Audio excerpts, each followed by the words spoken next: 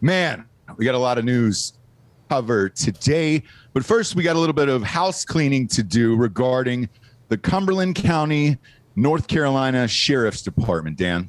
Yeah, we sure do. So I'm sure those of you who follow us on social media, particularly who follow Jared, have seen some posts about this over the last couple of days. Can't really get into exactly what it's about for legal reasons.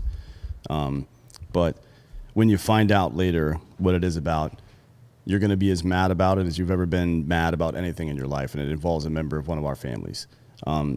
The department there, the Cumberland County, North Carolina Sheriff's Department, where Fort Bragg is, has handled this about as poorly as somebody can handle it. They've also been very abrasive with the parent involved, and unnecessarily so. So here's what we're going to do. Dan, go ahead and throw that email address up there. It's up there? Yep. All right, good. So the read it out loud. Yeah, I'll get to it in a sec. So the person we've been dealing with, Ronnie Mitchell, the attorney for the Sheriff's Department, is not a good human being, clearly, being very snippy, even told the parent not to contact them again, which is like, I don't know who the fuck you think you are telling us what to do. We're going to do whatever the fuck we want, guy, all right? It's more of the same military bullshit. You remember me lighting up 3rd Brigade, 82nd. I guess all of Cumberland County are a bunch of cunts, leadership-wise, because their first reaction when there is malfeasance or incompetence in their department or in their brigade is to simply try to find out who the whistleblower is instead of dealing with the goddamn problem. So Ronnie Mitchell, you're a piece of shit. Captain Bobby Reyes, the head of professional standards, has not been helpful. Chief Deputy Richard Jenkins has not been helpful. And Sheriff Ennis Wright, who is an elected official, I promise you this, you won't get elected again, my man. Not any fucking chance in the world of you getting elected again. So March 3rd, after months of this shit going on, professional standards were contacted to shed light on an investigation that was clearly being mishandled. Captain Reyes, again, who is the head of professional standards, called me to cut it off. Called to cut it off 20 minutes in and said that he was elevating it to the chief. Still to date, after a month of this, after months of no bullshit happening, then filing a complaint, a month later, the attorney says I have time tomorrow or whatever, and now he's telling us not to contact him at all. So here's what we're going to do. You see that email address right there. You can go ahead and very politely, we're not trying to be dicks to these people, but very politely ask them why the fuck they're not doing their jobs. That's it. Yeah, because, I mean, look, the problem is this.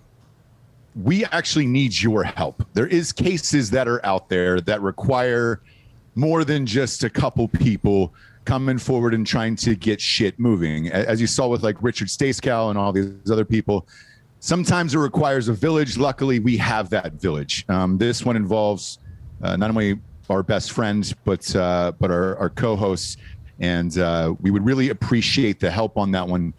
So if you could send him an email that is on the screen right now, that would be swell. Yeah, just very politely inquire as to why their conduct has been inappropriate, why they're pushing out. This is the most, I'm not going to ask you to use your imagination, but I'm sure you will.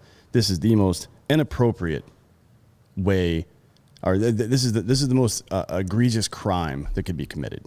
And it is being handled as if it were some pedantic misdemeanor or something. They refuse to actually face the problem, right? Again, it's the same thing that's happened with Richard High. If you follow Angry Cops, he's been dealing with malfeasance inside the government as well, and they tried to attack him. I went after 3rd Brigade, and they're like, we got to find out who this whistleblower is. Well, I'm right here, motherfucker. What are you going to do about it? And now the Cumberland County Sheriff's Department, you cannot allow this shit to happen in your community. And that's why we set up drinkinbros.com/justice. And if you've got an issue like this with any department anywhere, or your chain of command or whatever it is, you hit us up there and let us know, because it's not just about us using you. It's about us collectively together keeping bullshit like this from happening and holding people accountable. And look, in particular with attorneys in general, it's a fucking shit job, right? Unless you are actually doing it to help Most of the time, attorneys aren't.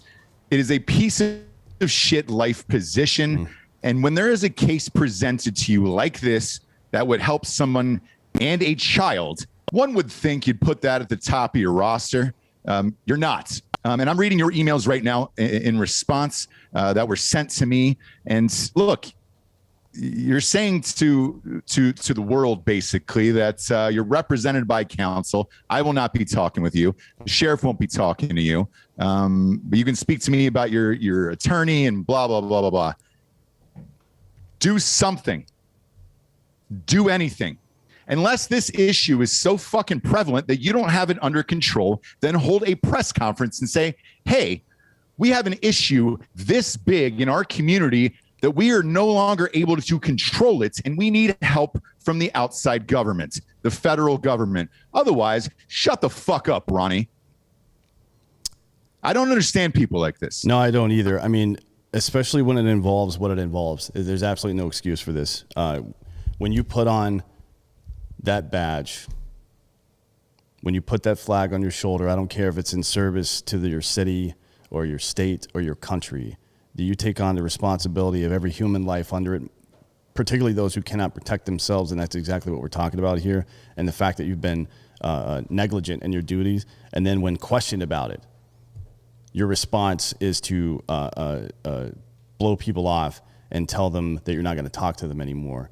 We're coming for you, guy. I don't know who the fuck you think you're dealing with here, but this is not going to happen on our watch. Not a fucking chance. Ronnie M. Mitchell is the name of the legal counsel. He is the office of the sheriff in Cumberland County, North Carolina. And I'm sure a lot of you fucking 82nd and SF dudes have had to deal with this department in the past. I reached out to a few people just to ask if they had any interaction with the Cumberland County Sheriff's Department, and every single one of them said this sheriff is a piece of shit. So I'm not surprised, I guess, at the way things are going here, but I am disappointed. And today is, by the way, today's National Medal of Honor Day, right? It's a day that everybody should be reflecting on exactly who are we as a country? Is that who we are? We're those people who, when people need us the most, we're more worried about our own ass. Is that who we are as a country? I want you to take some time today. Take some time out of your day to think about the people that charged in a certain death with you and your freedom on their mind.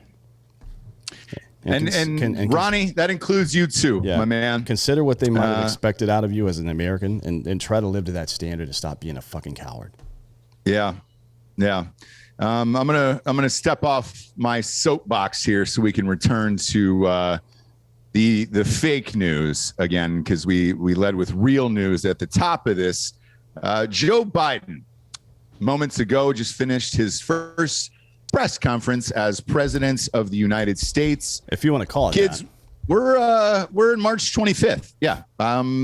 He has been in office for 2 months now and is finally giving his first press conference to the nation.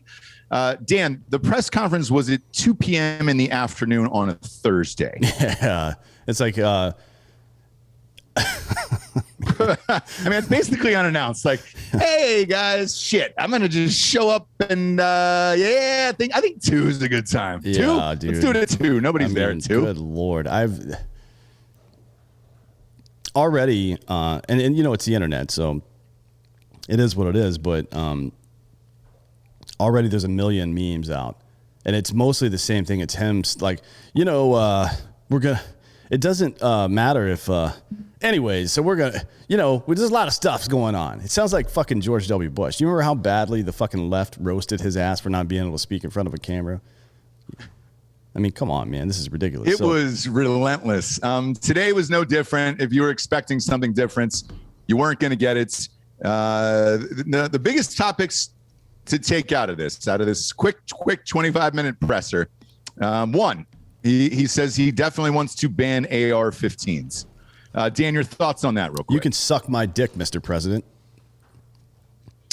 By the way, where are we? See that? Defund politicians. Stop giving these people your fucking money. It's about time for us to go on a tax strike, to be honest. Every other company that uses your money incorrectly and inappropriately and unethically, right, and then tries to infringe on your ability to live day to day, you wouldn't give them another dollar. And I think it's time that we start removing our tax dollars from the federal government, right? I think it's time for Texas as a state, at least, to go on some kind of tax strike. We spend more money on the federal government than they spend on us. We are not one of the welfare states, as they're called. We're a donor state. So it's about time for Governor Wheelchair to stand up, and nailed it, become a real leader and say no more federal taxes from Texas are going to this government anymore. Fuck you. That's what I think. I mean, these people are out of their goddamn minds. And I also like how brazenly and unapologetically Biden explained his position on migrant or immigration. Like, it's getting worse and worse and worse. And there's like, I don't apologize for nothing, man. Hell no. Hell no. Yeah. I mean, you should, though. You fucked it up. But we'll get into more about the immigration thing later. We got a couple stories on that. We will, yeah, because, that was the first takeaway was the AR-15s for me. Second biggest one was he actually made the statement, I don't know if the Republican Party will exist in 2024. I'm not sure what he meant by that. I'm not sure if he'll exist in 2024. No, that's for certain. Yeah. But to say that a party that's been around for 200 years wouldn't exist by the next time that he's running or she's running, in Kamala Harris's case, is a pretty bold statement. And then the kids in cages thing he brought up. He accidentally said, because of his stutter, because he's got a stutter, Dan. It's not dementia or anything. It's just a childhood stutter. That he was getting 10,000 kids out of cages, and then he corrected himself and said 1,000 kids out of cages.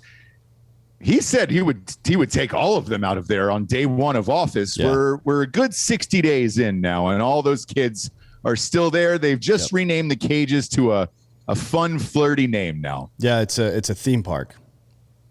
It's a immigration theme park now. Well, he did say some things that made a lot of sense too, though. He said most of the kids, quote unquote kids, that are in these places are not toddlers. They're fucking 15 to 17-year-olds, right?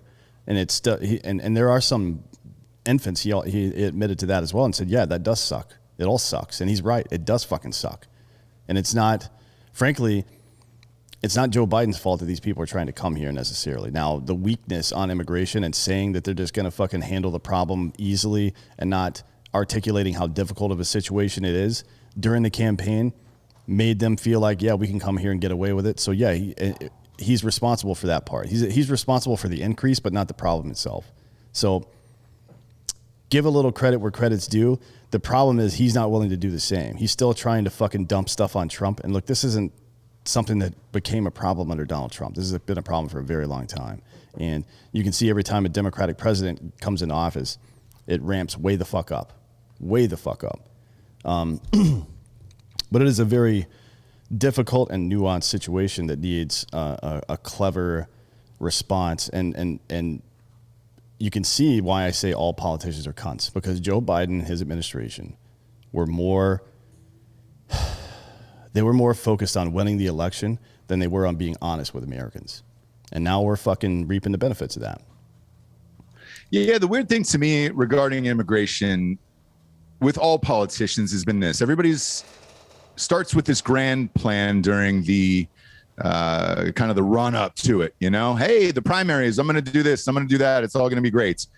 Trump's, was I'm going to build the wall, and he legitimately tried to do it. Would it have worked or not? I don't know. Never got finished. Biden, hey man, we're just going to let them in and then see what happens after that. And then kind of give them dreamer status and do X, Y, and Z. And now you see the problem with that. Yeah, he's not going to do that, by the way. He actually said today that, quote, migrant families apprehended at the border should all be going back. That's what he said, right? Right. So, hold him accountable to that. But, we also have to have a little bit of compassion. I mean, I'm very torn on this issue because we still have so much poverty. If you've been to Los Angeles or any major city lately, even here in Austin, you see the abject poverty that some people are facing. And it isn't down racial lines. It isn't like it used to be where you would go into inner cities and see a bunch of poor homeless black people. If you drive through LA right now, it's Asian people, white people, black people, it's everybody, Latinos. And the same thing here in Austin. There's more white homeless people here in Austin than Latino probably than there are black people here. It is not a racial issue, it is a poverty issue. And I feel like if we can't handle our own shit, it makes me feel really it makes me feel a certain way about going to help other people first than it does my own countrymen, to be honest. And I don't think it's an issue of we got to do one or the other. We can do both. We can absolutely do both. We just don't have the fucking will to do it. Because it's not about results. It's about politics and getting reelected. That's all it's about. And that's why all politicians ... are cunts. The other part about it is I've lived in 2 cities where there was a homelessness problem in New York and Los Angeles. I've seen both of them cleaned up individually, about 10 years apart, right? And it is possible. However, the means to do it are sometimes aggressive. But at this point, you've got to take an aggressive plan of action with either immigration or homelessness, or all of this is going to get worse and worse and worse. And I think by doing so, every politician is afraid that if, somebody gets killed or something is on videotape and it goes viral, it's going to lead back to them in a negative way. Right. There's so many millions of people, though, who are homeless and also, coming in from over the border. It's going to happen. There's just no way around it. But somebody's going to have to put their foot down and say, look, I'm going to try to be the guy to fix this. And if, we crack a few eggs, Yeah, but that's not leadership. Being the individual who fixes something is not leadership. Rallying people on both sides of the aisle around a common goal, that's fucking leadership, okay? That's how you fucking lead. You don't lead by being out front and getting the credit. That's what everybody wants. They want the fucking focus, they want the attention, they want the credit. That is not what it is. I don't give 2 fucks about credit. I care about results, goddammit. And we are fucked in this country right now. It is not a race issue, but that's the one that plays. It's a class issue, right? It is an issue of some people are poor and some people are wealthy. And you can see it in the Asian stuff that's going on right now. So during the fucking Biden campaign, you started to see this phrase Asian privilege because they were leaning hard, super hard into the white male privilege bullshit about the gender and race wage gap and stuff like that. As a matter of fact, the White House just posted an infographic on it this morning, right? Mm-hmm. So noticeably absent, by the way, from their infographic is the Asian male who has the highest aggregate income of any other demographic in this country. So because of that, because Republicans are like, wait, white privilege, these first and second generation Asians are making more money than anybody. And they're like, oh, it must be Asian privilege, right? But now Asians are back on the fucking offended list because of a mass shooting, right? So it has nothing to do with reality. It has nothing to do with results. It has everything to do with them trying to play politics, get the most people riled up because excited people go out and do stuff. That's all it is. So they can get reelected. It has nothing to do with you. They don't give 2 fucks about you. Yeah, they don't at all. And, after this presser today that was very, very brief, he took 3 questions, didn't bother going to Fox or anyone else. I mean, it was thread count sheets that they were using with Biden today, the reporters.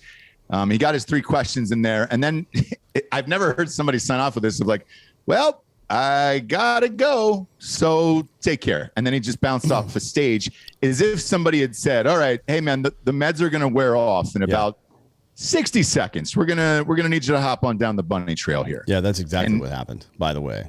That's what I think. Yeah. And then he got out of there. It's strange to see. I mean, do you remember Trump's even at the makeshift town halls he would do? He would sit there and answer questions for 3-4 hours at a time. Yeah. And he's only a few years younger than Joe Biden is, and Joe Biden is a much more polished speaker than Donald goddamn Trump is. Let's be real about that, right? In his heyday, Biden was a very, very good speaker. Yes. Not the case anymore. And to be clear again, I said this on American Party yesterday. I don't think that Joe Biden's a bad man. I don't think he's an evil man. I think Kamala Harris is a bad human being. I think she is an evil person, but I don't think Biden is. I just think he's fucked. Like he should not. He doesn't belong there. I agree, and that's why, like, I try to look at all of this and with kid gloves for Biden, because he's 78 years old and he is our president. I'm not one of those people who's going to not support the president of the United States just because it's not the dude I voted for. I'm not going to do that because I want our country to succeed, and I think it's shitty otherwise to root for failure. It is, yeah. And it starts at the top. So I'm not going to root against Biden. And I feel bad talking shit about Biden, to be honest with you, because a lot of these things he can't control.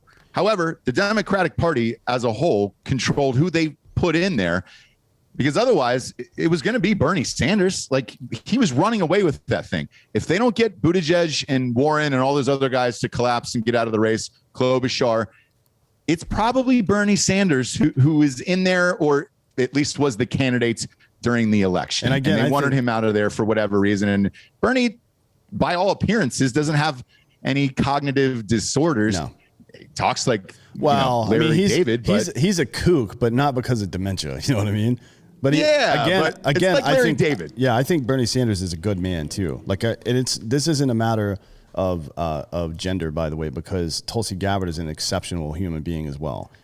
On the left, Tulsi Gabbard is a good person. I think Bernie Sanders is a good person, though I think his policies are misguided. I think he's just too hopeful. He doesn't have. It's not a reasonable way to go about things. And I think Joe Biden is a good man as well. But Hillary Clinton, horrible human being. Everybody knows it. Kamala Harris. Everybody knows she's a piece of shit. Like, that fucking laugh is it's. Hey, are you going to go help down on the border? Like, what the fuck what kind of response is that? How about you take it fucking seriously, you stupid fucking bitch? Jesus Christ, man, what a piece of shit. Like, if somebody under your control, let's say one of our employees, let's say fake Dan gets ass cancer, and somebody's like, hey, are you going to go visit Dan in the hospital? And you're like, yeah, big time, yeah. They would be like, what the fuck are you laughing about? You know what I mean? That is completely inappropriate. I don't understand. It's like the old sitcom laughter from the 70s. Whenever they cut to her and it's an uncomfortable question, it's this. It's yeah. No. I mean, yeah. I'm not going to do that. And then that is her go-to over and over again. Somebody on TikTok cut together this video that's been going viral of her laughing. It's fucking hilarious. But you know, it's who we got in there. So what the fuck? Yeah, it's horrifying, to be honest. Luckily, America is returning to normal in a lot of ways, right? Yeah, because we've had two mass shootings in 1 week, right? Mass shootings are making a comeback, so America's kind of back here. The first shooting happened in Atlanta area on March 16th, where 8 people were shot to death in 3 massage parlors. Man, I know that area in Woodstock. It might be on the 2 of them might have been on the Rub and Tug app. That's all I'm going to say. Oh no, I believe so. I mentioned this show the other day. It's Pardon My American. It's a small show, but they're really funny guys. Well, one of them is funny. The other 2 are pretty bright. But they went down the list of establishments, and I think 2 of them were on that app. Like, they verified that 2 of them were on that app, and they actually read some of the comments or the reviews of it online. So clearly that's what it was. And because they were talking about Deshaun Watson as well, and some of the places that he had frequented, and they were also on the app, right? So clearly some shit's going down there. At any rate, I don't know how you can get charged with sexual assault for paying somebody for a hand job. I guess we'll see how that all plays out later on. But even though the FBI director, Christopher Wray, has already said it doesn't appear that these attacks were racially motivated, the Justice Department is still looking at hate crime charges. Like, none of this is real. We're in a fucking simulation here. And then obviously everybody's heard about the 10 people murdered in the grocery store in Boulder. The white guy, right? He was white, right? Nope, Syrian. He was Syrian and Muslim, actually. Oh, okay. Yeah. Sorry, I heard white over and over and over again the day that it happened. No. So pundits obviously quick to jump to conclusions on there. And if you want to go look at Amiri King's Instagram page, he's detailed this pretty well about the comments before and after the the information came out. I'll read some of them. Go ahead and keep talking for a second. Yeah, fire away. Look, it was a white guy. That's all you need to know. Nothing to see here, nothing to do. We got one photo that's super blurry from far away. It was like somebody sitting in the last row of a Def Leppard concert that wanted to show their friends that they were sitting like 10 rows back mid stage, and they just kind of pressed in as hard as they could. And with that photo, they went to the media and said, here's the guy. He's white. He's definitely white. He's definitely Caucasian. It's a white guy. Oh my God, it's a white guy. There's a mass shooter. There's a white guy. But let's not forget that he's white. And we should probably say that he's a Caucasian man and he's crazy. White. He couldn't be whiter. We know what kind of white this is. We've seen a lot of white, and this guy's white. Well, you know who was white? All 10 victims of the Syrian shooter. Whoops. Yeah. Whoopsie. Hold on. I'm still trying to find this post. Amira King, I got it. The point is that people severely changed. Okay, here we go. So Julie DeCaro, whoever the fuck that is, an author, I suppose, said extremely tired of people's lives depending on whether or not a white man with an AR-15 is having a good day or not. That's before we found out he's Syrian. Then she said, after, my inbox and DMs are full of extremely upset white men who don't give a damn about mass shootings but are demanding I issue a blanket apology to white men, to which I say no. Thanks, you cunt. Tamir Rice, this is Qasim Rashid, whoever the fuck that is. Tamir Rice was a 12-year-old black child. Police shot him in 1.7 seconds and let him suffer in agony pain, blah, blah, blah. Colorado terrorist is a grown white man who killed 10 people, including a cop. Cops arrested him alive and helped him into a stretcher for immediate medical care. Now, that tweet is gone and replaced by this. Police identify Ahmad Alissa as a terrorist who killed 10 innocent people in Colorado yesterday. Unless you're interested in finally passing common sense gun reform legislation, I don't want to hear your excuses or responses. I don't want to hear you call me out for lying to you, by the way. You fucking cunt. And then there's Amy Siskind, who is a total piece of shit as well. The shooter was taken into custody. In other words, it's almost certainly a white man again. If he were black or brown, he would be dead. And then this is her follow-up after the guy's ethnicity and nationality were released. Let's mourn the victims, but not glorify the killer with attention by having his name widely known. Are you fucking kidding me? Like, we don't want to say his name now because it's not the right fucking name, brother. What a stupid fucking bitch. God damn it, man. I don't care about white people getting hate. That's whatever, man. I don't care about that shit because I don't even think of myself as a white person. I identify as a crayon, actually, a green one. Crayola, obviously. I'm not fucking poor. And I like that 64 and 128 pack. I'm not going with a fucking shitty 12 pack or whatever you fucking poor people grow up with. Can I get some love for the big crayons with the fucking sharpener on the back of it? God damn it. I had to fucking sell drugs to afford that shit. So anyways, even Kamala Harris's niece, Mina Harris, who for some reason gets attention, I have no idea why. She immediately blamed the shooting on angry white men with assault rifles before the subject's identity was released. He was Syrian, but does it really matter? I mean, unless he was shouting Allah Akbar and it's a literal terrorist attack, then we can trace it back. Like, was he being radicalized by somebody? Was he part of a terrorist cell? Then it's considered transnational terrorism, and a different set of rules apply in the Justice Department and intelligence-wise, so we can go find out what this cell is doing and kill the rest of these people. But it's not a racial issue, and it never has been. It's a mental health issue, obviously. All shootings like this are a mental health issue. All shootings in general are at least something like a mental health issue. 67% of them are suicides, right? Yeah. Less than 2% involve rifles, by the way, of all kinds. Not just assault rifles, but rifles of all kinds. So I'm tired of hearing this shit. Guess who blocked me on Twitter yesterday, by the way? Well, it wasn't Chrissy Teigen because she deleted her Twitter. She did. Thank God. She heard the show, but it was actually Mina Harris. Oh, boy. And here's all I wrote to her. Okay, dead serious. I'm going to read this verbatim off of my Twitter to Mina Harris.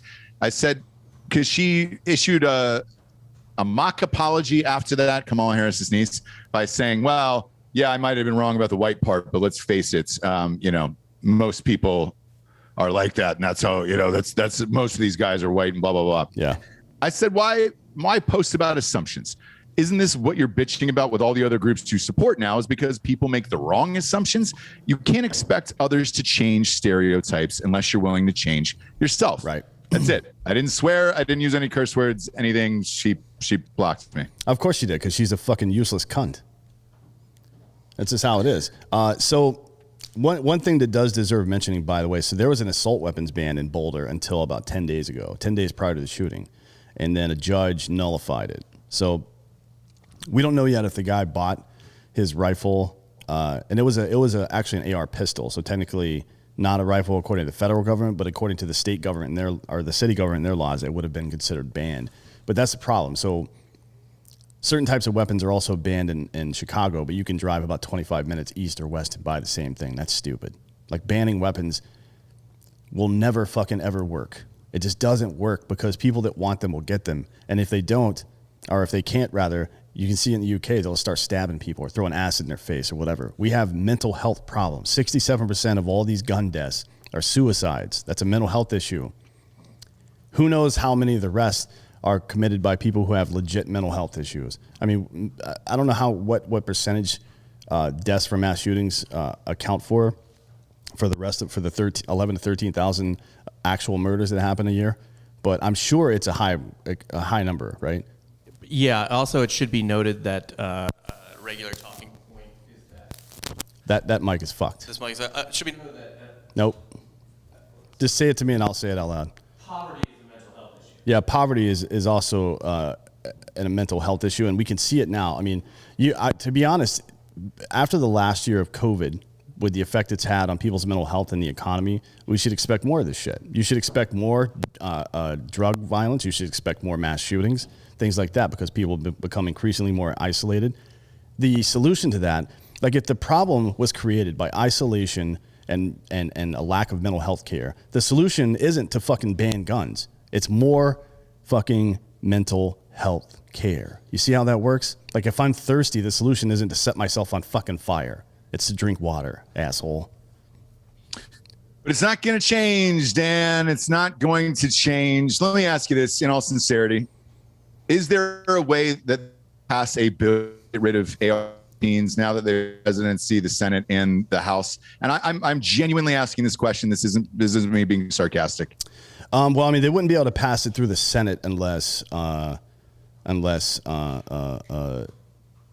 they pulled the nuclear option, which means up or down vote, no 60 votes, which would be they would be taking their life. That is the first step towards some kind of authoritarian dictatorship, in my opinion, because the left knows if it does that, as soon as a Republican gets back in office or they take control of the Senate, they can do whatever the fuck they want. They can ban whatever they want. They can allow, they can deregulate, and do whatever they want.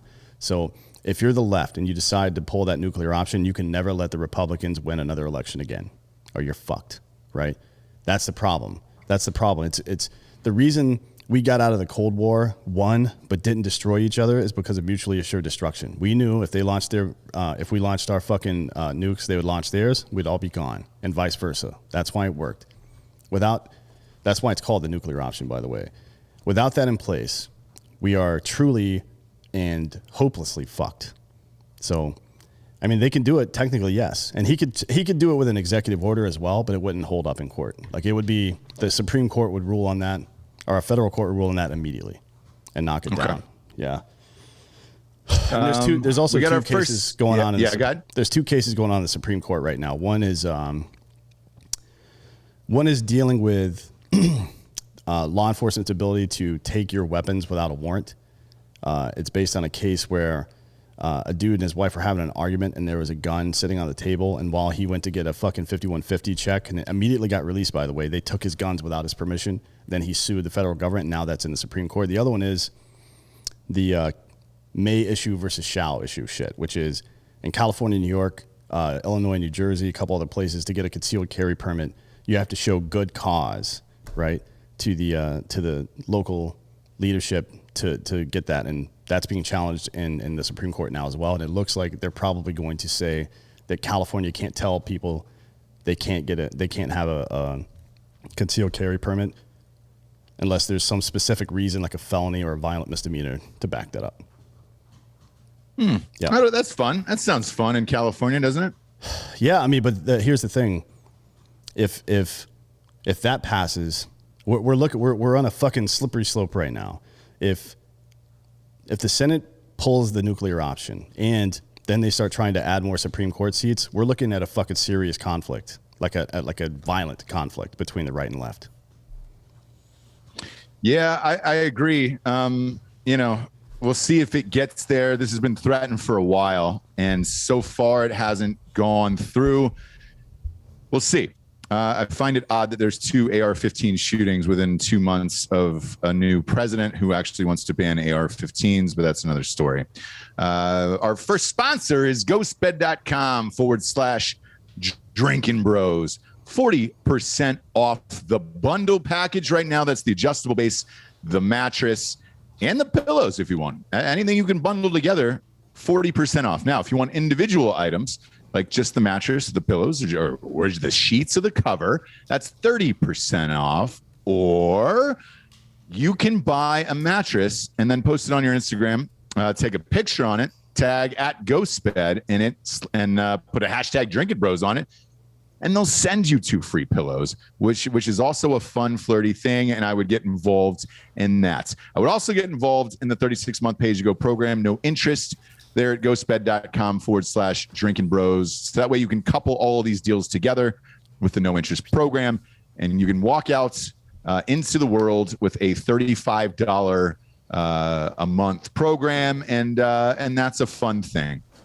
We're a huge fan of ghostbed.com/Drinkin Bros. Next up, Midland, Texas.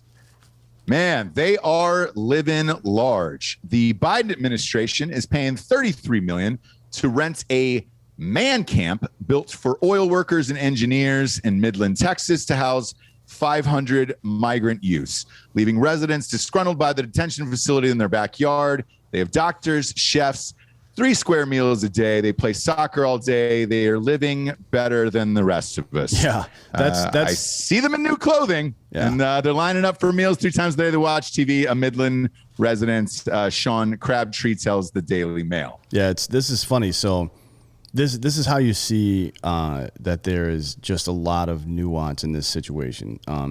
So everybody saw the pictures released from Veritas this week inside the Boulder detention facility that shows evidence of like serious overcrowding. Like it's a real problem.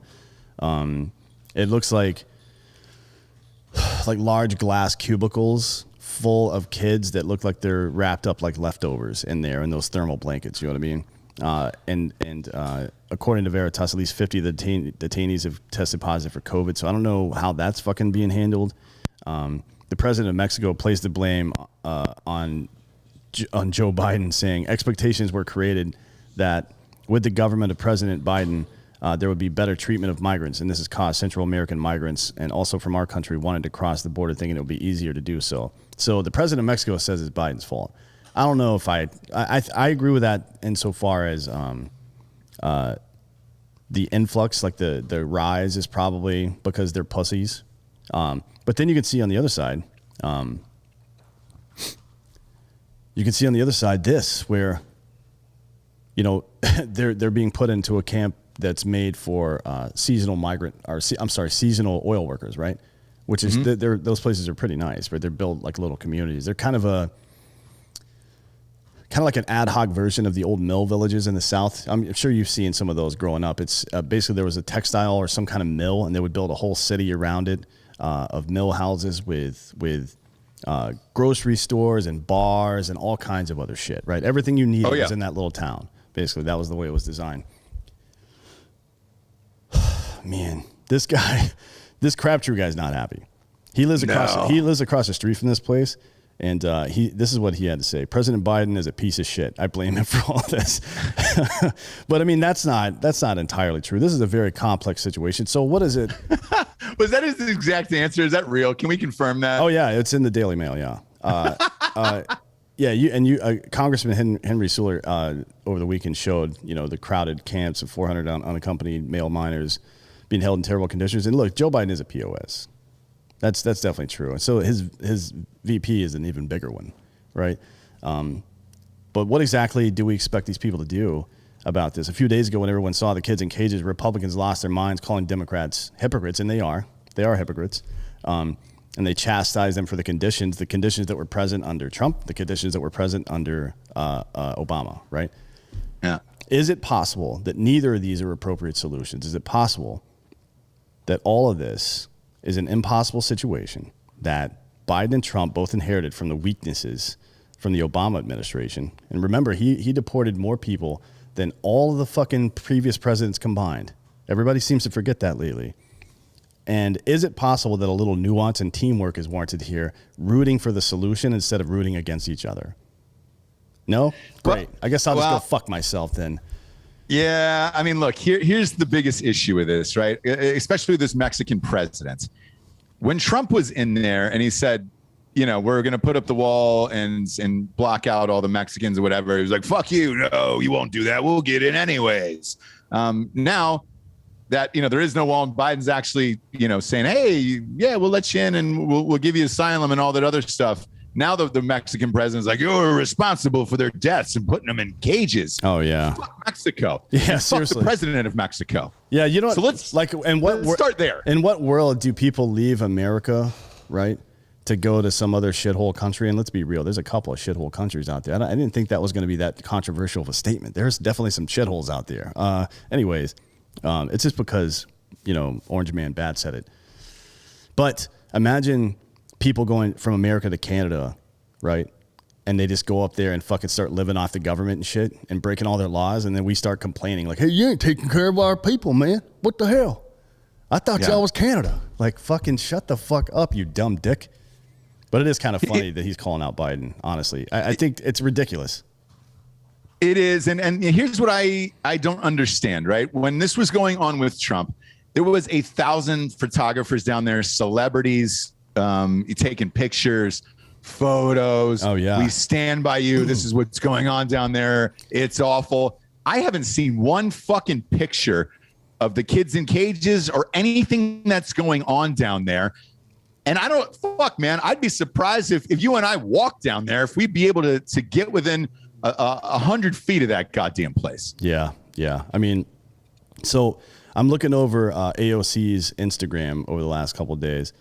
Dismantling racist anti-Asian violence, ... COVID stimulus, ...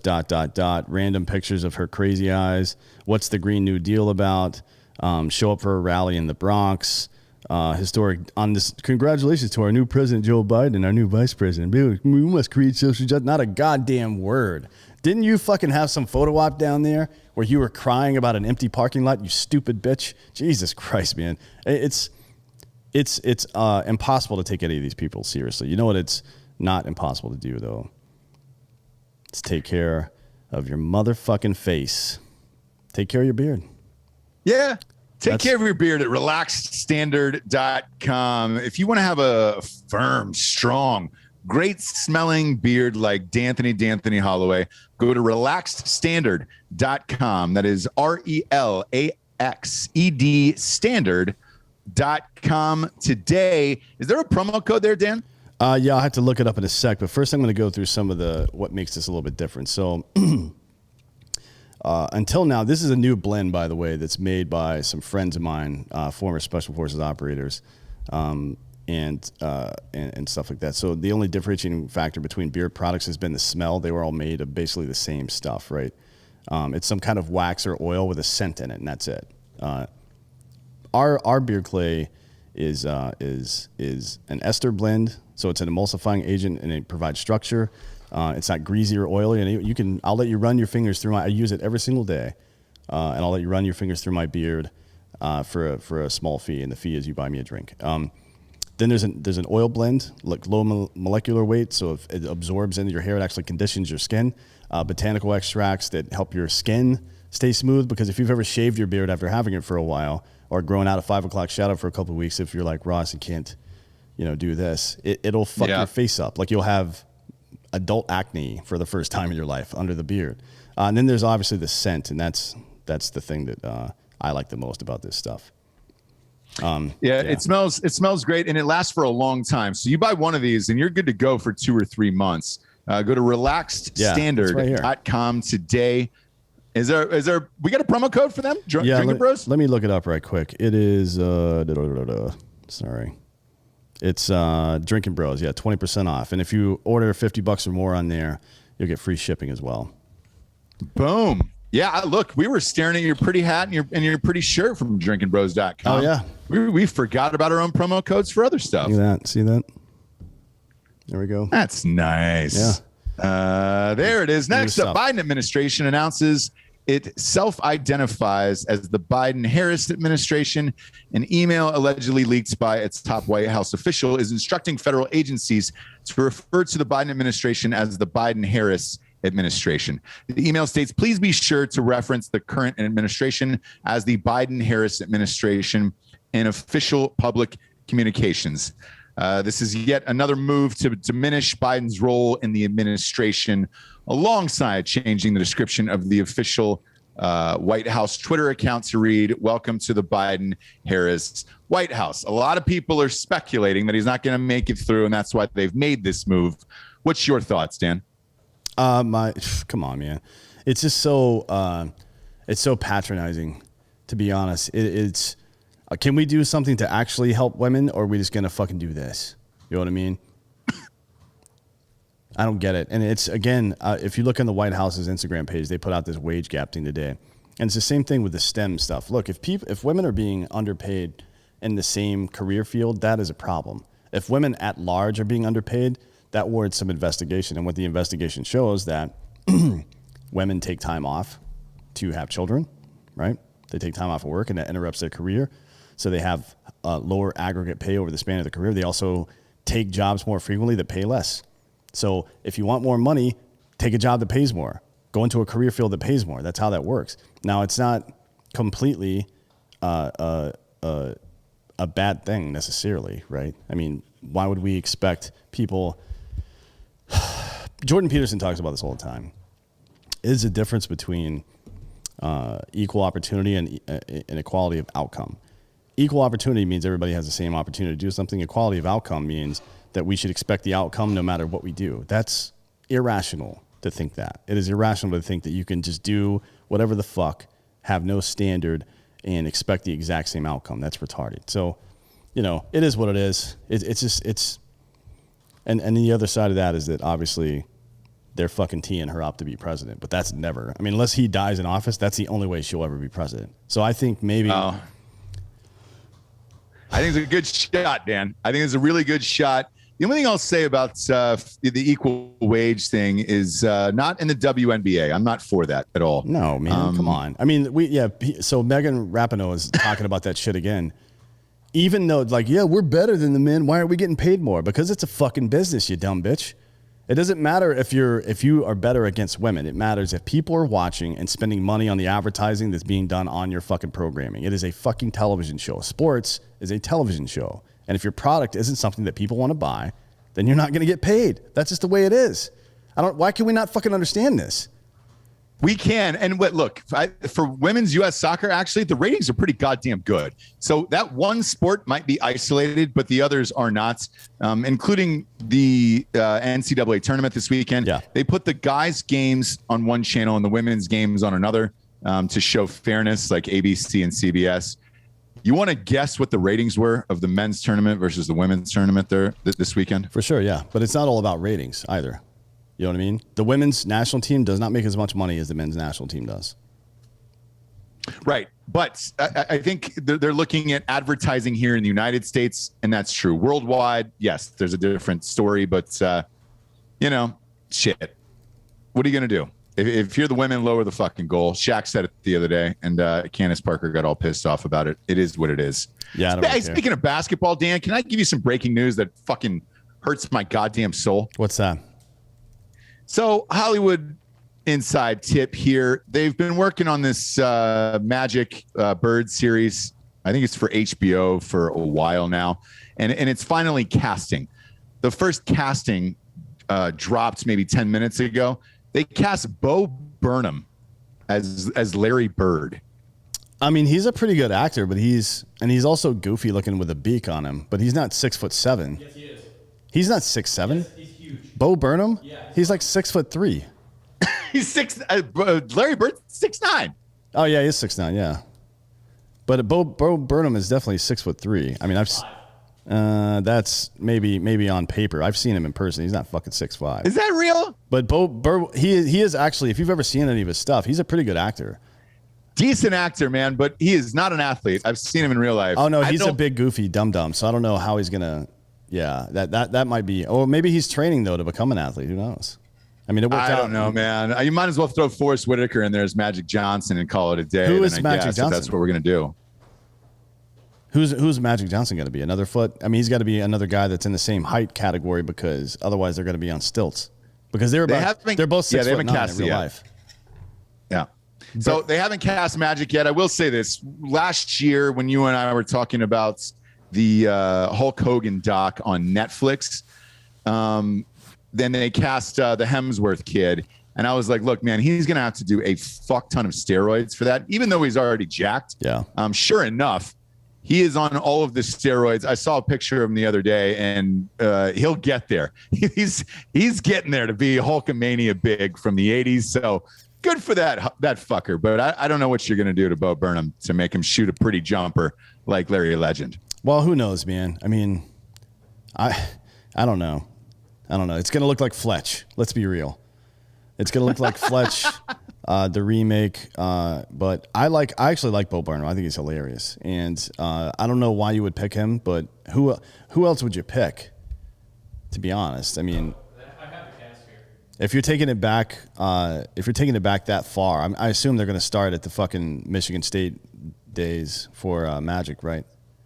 Yeah, Michigan State, Indiana State. Yeah, so 18, 19 years old. I mean, Bo Burnham's got a baby face. That's probably what they were thinking. And he is a good actor. So I don't know. We'll see. Actually, so speaking of that, somebody told me they saw the trailer for that Thunder Force thing I was making fun of yesterday, and it looks like it's probably going to be hilarious. I assumed it would. I mean, come on. Melissa McCarthy's hilarious. Jason Bateman's hilarious. Fucking Olivia fucking whatever the fuck. God damn it. Why can't I remember her name? Yeah. No, Octavia Spencer. Why did I say Olivia? Octavia Spencer's fucking funny and a great actress too. I'm sure it's going to be funny, but I don't know if I can get behind it still. We'll see. I mean, hopefully they make fun of how fat they are the whole time. Then I'll enjoy it. A couple people are in the message board saying I sound like I'm auto-tuned. That's great. I actually enjoy that. Jason Derulo. Hopefully that came through an auto-tune because that's my favorite auto-tune of all time. One of my favorite sports games right now is brewbag.com. BRUBAG.com. We got our own Drinkin Bros sets now. It's a personalized set. Hot Bob, can you throw that up on the screen from brewbag.com? We've got our own Drinkin Bros boards now. If you haven't played Brewbag, it's 2-in-1. It's cornhole, and then it's also got 6 other holes total. That'll let you play a little fucking beer pong if you want, standing up. You had me at 6 other holes. Yeah, we did. Thank you. Go to brewbag.com. I don't know how long these will last, actually. Shit. I'm surprised they're still going now. Fucking A, man. Yeah. Everybody's buying these things. Custom Drinkin Bros. We'll be on the road. We'll be tailgating with you soon. Shit. We got summer's coming up. Fight. Yeah. Summer's coming up. Yeah. Yeah, so, May 9th. Yeah. We'll be in Dallas. Is it the 9th or the 8th? That's a great question. It's the Canelo fight. About to look at the old schedule. Yeah, it's that weekend. It's the weekend of 7, 8, 9 for the Canelo fight. We'll be in Dallas. We're going to do some kind of live show. Maybe we'll bring, what we should do is just bring one of these things and give it away while we're there. So if you come to Dallas to our live show, it'll be the Saturday of that weekend in the afternoon. We'll give you, somebody's going to win a brew bag set. We'll also have some hats and T-shirts and shit like that for you assholes. Hell yeah. So pop on out, visit us in Dallas. We'll be covering the Canelo fight. We'll have some special guests with us. And go to brewbag.com and get your customized Drinkin Bros set today. Next up, Obama officials return to the White House millions of dollars richer. Several Obama-era officials have returned to the White House under President Biden with larger bank accounts and strong ties to the private sector. Top White House officials, including Chief of Staff Ron Klain, Domestic Policy Council Director Susan Rice, National Economic Council Director Brian Deese and Coronavirus Response Coordinator Jeff Zients have substantially multiplied their wealth over the last few years. During her time at the Obama administration, Susan Rice reported a total wealth between 13 and 40 million. In the most recent financial disclosure report, Rice reported between 36 and 149 million dollars in assets. Those, Stan, I'm no mathematician, appear to be 3 times larger than her previous amounts. I'm not shocked by any of this.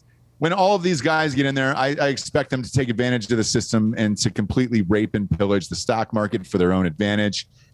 This one's not a surprising one to me. No, it is not. It is not. But Susan Rice holding stock in things like Apple and Microsoft and other tech companies, which she is supposed to be as domestic policy council director, probably advising the president and Department of Justice on how to prosecute these people for their many, many crimes against the fucking people of America. Instead, she owns stock in their company. Johnson & Johnson, who's making a vaccine for COVID, for example, she owns shit in.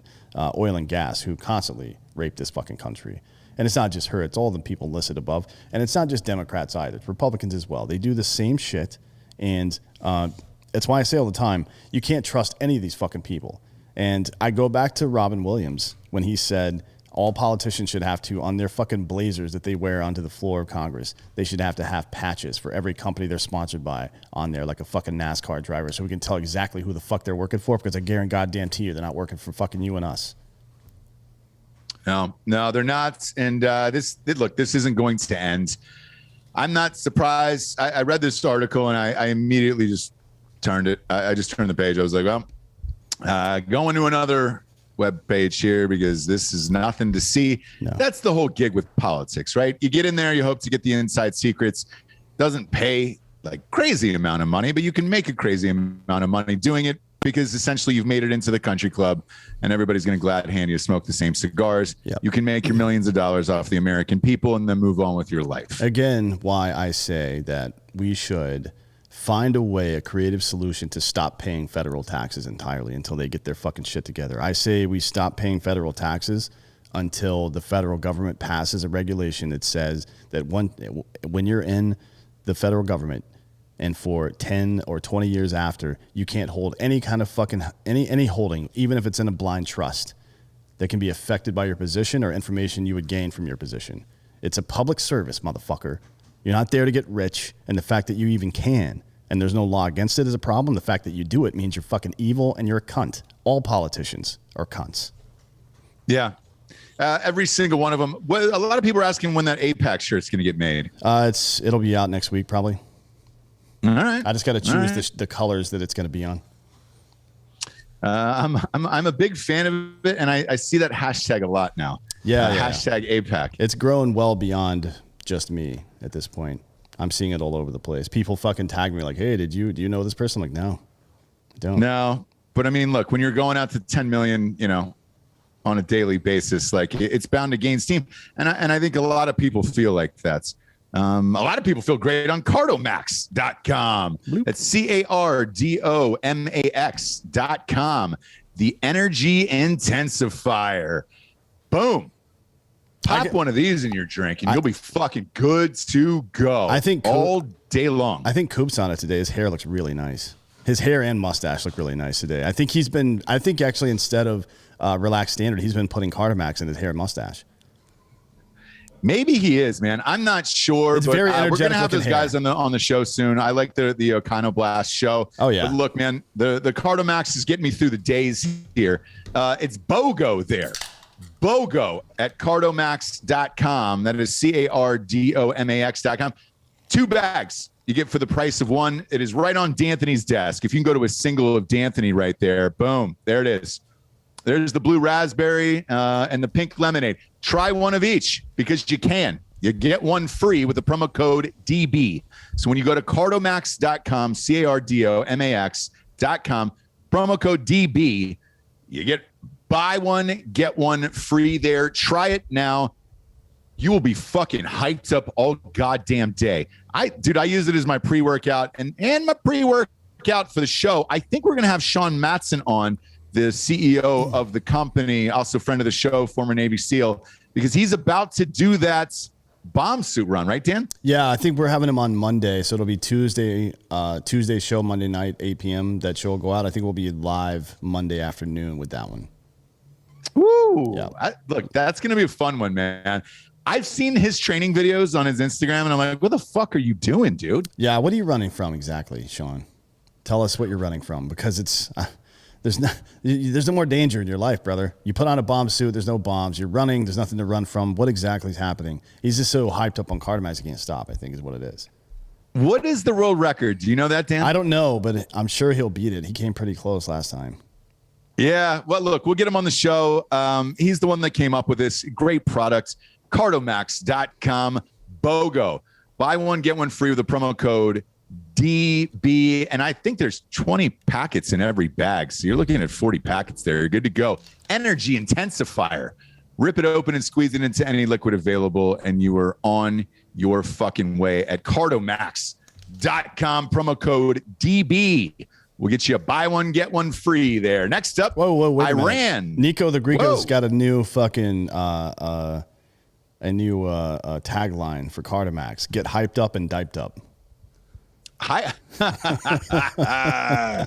I'm a big fan of that one. Congratulations, Nico. You won today.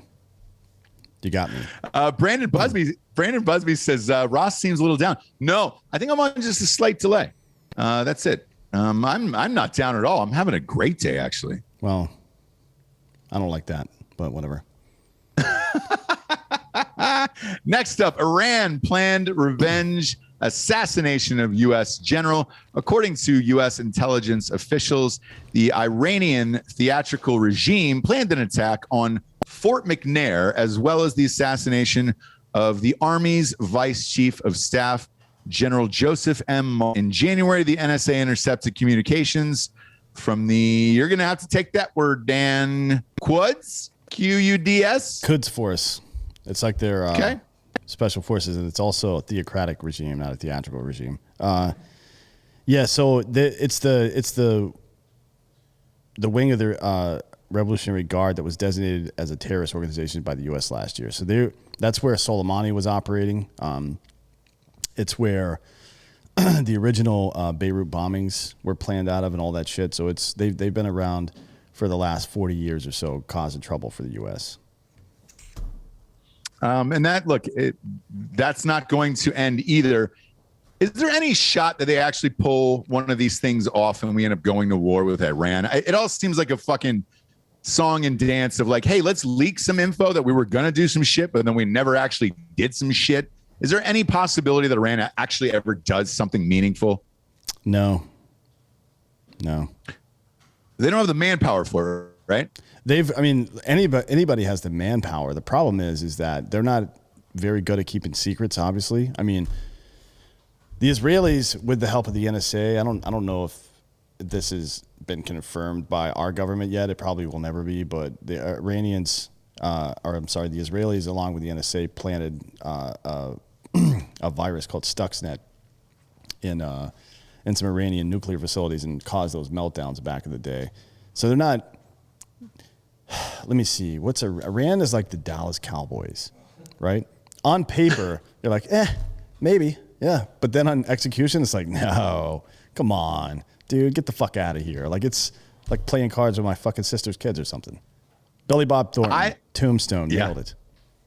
I love, by the way, that you just compared Iran to the Dallas Cowboys, because we have a lot of Dallas Cowboys fans on Drinkin' Bros Sports. I'm sorry for that. I'm sorry that you're a Dallas Cowboys fan, first and foremost, because that's rough, man. That's like having a shitty dad. It's just, you shouldn't stop being a fan. You're a fan of who you're a fan of, but it does kind of suck, right? Just announce your team like I did with the Falcons, and then you'll be fine with it. I don't understand why you're holding on to this fucking grudge. Like Dallas is going to be a thing. I don't even think Dak Prescott's going to fucking play next year. They're going to go fucking 6-0 out of the gate, and every Dallas Cowboys fan is going to be like, this is our year, man. And then they're going to lose their next 8 games. And then they'll be in the playoffs again and lose in the first round. It's the way it is, man. It's a Dallas Cowboys fan. It's like being a fucking, I know your feeling, or I know your pain. I'm a Braves fan. The entire 90s, except for 95, was goddamn horrible for me. So get fucked. Anyways, yeah, Iran can never pull any of this shit off. They're ridiculous. Okay. All right. Just double checking. I want to make sure everybody's comfy, cozy at home, and not worried about Iran all fucking day.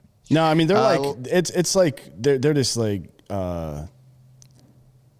you said, talking shit. Like, we know we can't actually do anything, so we'll leak some information. You think the head of Iran's judiciary, Ibrahim Raisi, said, quote, "The Islamic nation knows at what point in time and where this revenge will be exacted. The resistance movement will make the enemy's life much more difficult, and revenge for the blood of the martyr Soleimani." So that's kind of like the guy at the bar who like wants to get into a shoving match, but he doesn't actually want to fight. And he's like, "You're not worth it, man. You're not worth it. But if this was real, I would have whooped your ass." Like, all right, cool, dude. I'm just going to go pound your wife. I'll see you later. So we got to find out who Iran's wife is and start fucking really giving it to her. I don't know who they're married to, but I don't know. We'll fuck her. Isn't it everyone? Don't they have like 19 wives apiece or some shit like that? Well, I was speaking in metaphorically, like, who do they really like and who can we steal from them? You know what I mean? But whatever. Yeah, we can also. Yeah. I just want to know who the president's wives are, and then we could start there and kind of work our way down. You know, he's got quite a few, but I doubt. I'm not really interested in any of that. Sorry. Okay. Yeah. Well, look, Dan, you're out there. You're a single man, and it's a mission for your country. That's all I'm going to say. That's true, I suppose. Last but not least, pollution is making our penises smaller. People can debate global warming all day, but this is serious, kids. It's time to set our political views aside and think about baby penises.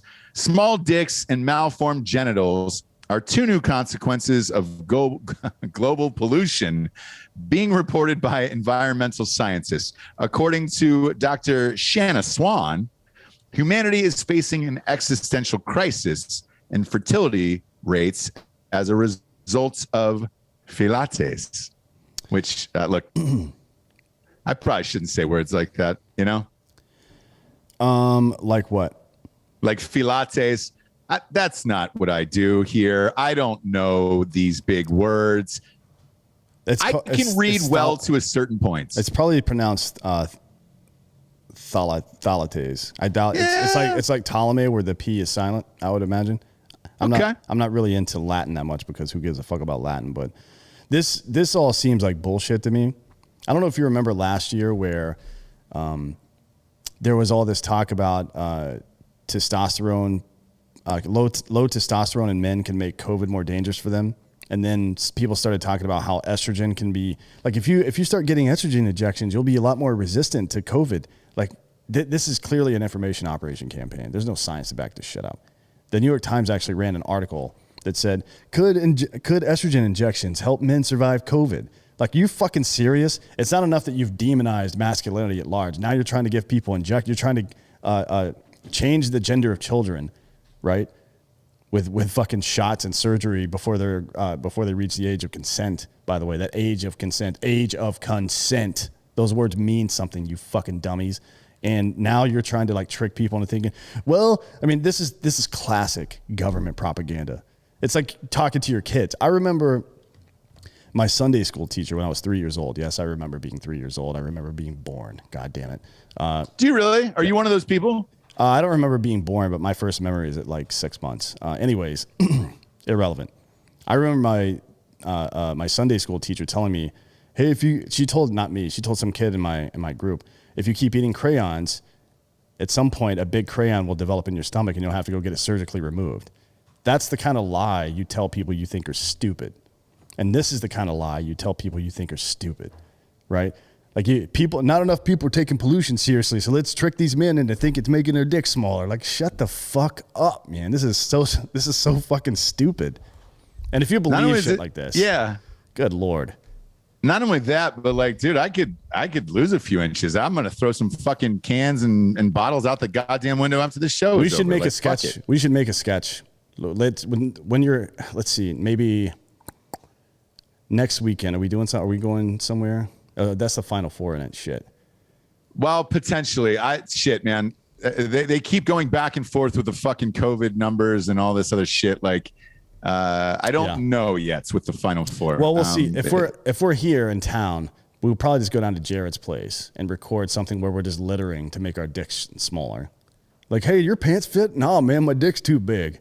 And just start throwing trash into the river and slap a duck right in the face.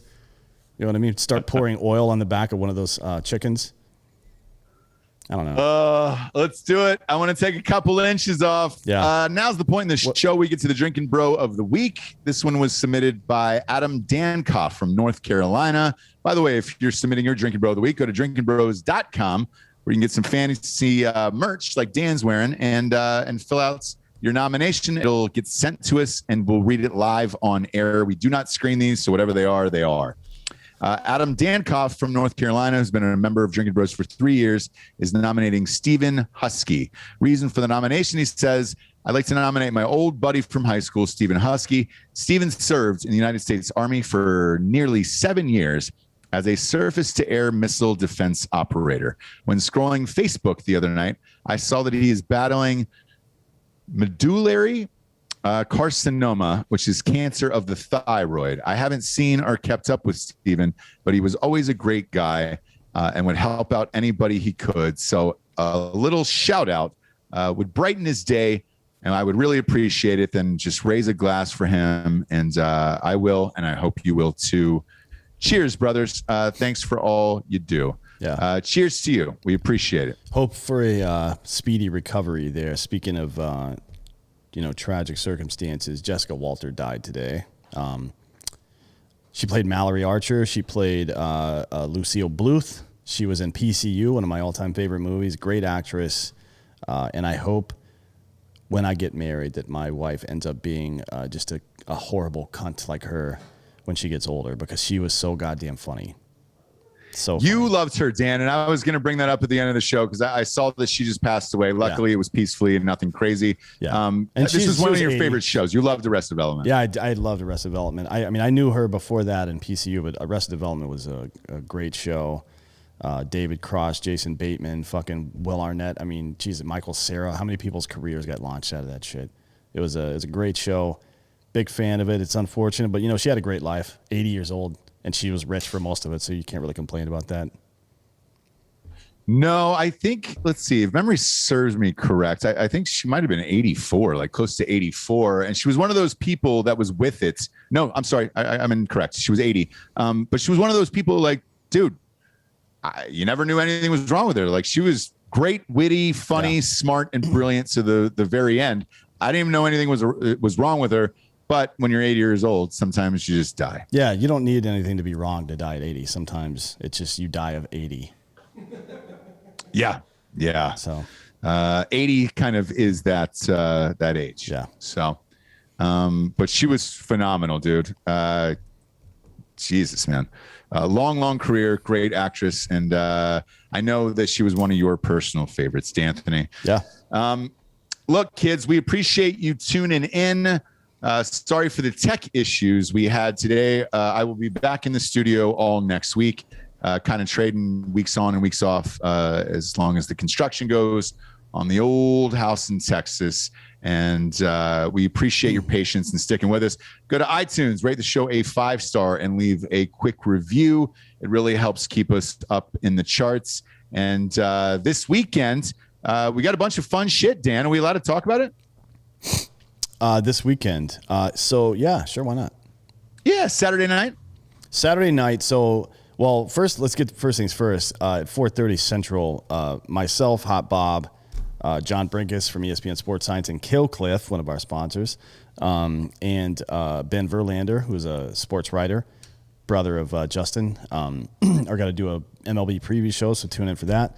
And then this weekend, we're going to have Chuck Liddell in the studio Friday night to do the UFC live show.